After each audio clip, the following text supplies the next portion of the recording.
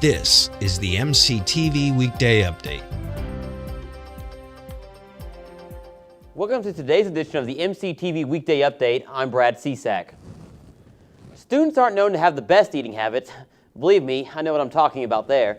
But Texas Tech is working hard to at least give students some healthy choices, even if we don't pick them. Reporter Lauren Bogle caught up with Dr. Scott Burris from Agricultural Communication to talk about healthy choices.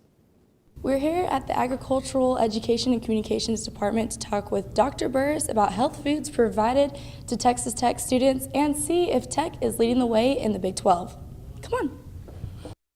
Dr. Burris tries to maintain a healthy lifestyle to live longer in life through his diet. I have some genetic health issues in my family, a history of heart disease, and so I, as a maybe early adulthood, tried to identify some things that maybe I wasn't doing that was good and make some changes. Burris thinks Tech is leading the way with all the options provided to students on campus. Over the last probably couple of years, there's really been a transition on campus, and I think Texas Tech probably is in a pretty good position as far as options. And that's really the key, is that you have a choice when you go and eat. And so even in our student center, for example, if you go over, there's several options where you can choose a lighter, healthy option, if that's a wrap or a salad or something. And my favorite is still the greasy pizza or the Chick-fil-A sandwich. But the important part is that you have a lot of choices when you go over there. Joanna, a freshman at Tech, says there is a huge variety to choose from. There's a huge variety. Every single dorm has a different place to eat, and the Commons is probably the best, my favorite so far.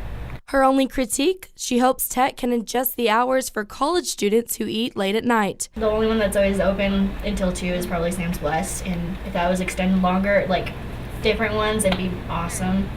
Reporting for The Hub, I'm Lauren Bogle. When you think national championship in Texas Tech, maybe you think about women's basketball or another sports team. But you should be thinking law school. Tech law students just won the moot court competition in West Virginia late last week. 3 students, Tanner Hartnett, John McIntyre, and Neil Spradlin, beat Florida State in the finals. Tech beat 23 other teams. It's Tech's 26th moot court national championship. Tech baseball hasn't won a championship, well, at least not yet, but they didn't hurt their case any with a crazy win yesterday against Arizona State. Sports director Josh Cook joins us live from the Sports Center with a look at some one-of-a-kind highlights. Josh? Thanks, Brad. The Red Raiders are coming off a big weekend in Austin, taking 2 of 3 from the Longhorns. First series win for Tech against UT since 2002. With the momentum from those games, the Red Raiders were back on the diamond last night, facing number 20 Arizona State, looking for yet another big win. Let's head to the ballpark. It was ladies' night. Of course, the Masters ceremonies had to be Tech head football coach Cliff Kingsbury, rocking the baseball jersey, throwing out the first pitch, in there for a strike for the head coach. Red Raiders looking for those same results against the Sun Devils. Picked this one up late 9th inning. Arizona State up 7-6. Barr in to try and secure the win for the Sun Devils, but he would struggle, including that wild pitch, moving runners into scoring position. Barr also walking 3 batters to load the bases in the inning, and with 2 outs, a 2-2 pitch gets away from Barr and plunks Jake Barrios. A.J. Florence scores, game tied at 7. One more look at the hit by pitch right there on the left shoulder.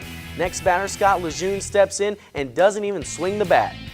The 3-2 pitch misses, and cue the celebration. Jared Poteet scores. Let's take another look at that play from a few different angles. Red Raiders win 8-7. Tech improves to 15-8 overall. With the win, it marks the 43rd win against a top 25 opponent here at home for Tech since 2001, and the Red Raiders are now 2-1 against opponents out of the Pac-12 conference this season.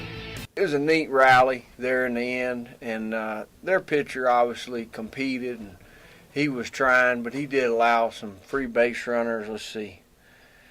He walked 4 in an inning, so he gave us some opportunity, and good teams, when you give them an extra opportunity, take advantage of it. And Barrios getting hit by a pitch there was huge. Mason Randolph walking was huge. And then obviously the at-bat there late. I mean, you really can't say anything about the whole inning that wasn't huge. Because we won pitches, even that bat, we lost that bat against, with Proudfoot. But he made him make a lot of pitches, and the more pitches he throws in the inning, the better chance you got.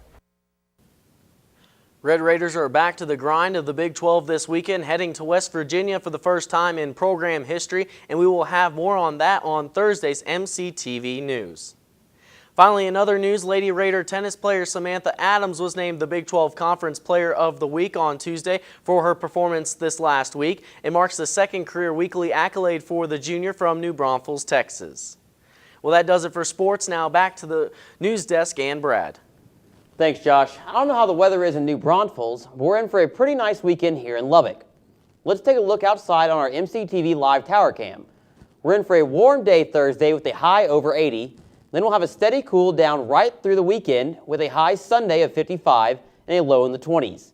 It should be mostly sunny and, you guessed it, windy. Well, that's all for today's edition of the MCTV Weekday Update. Thanks for joining us, and we'll see you tomorrow.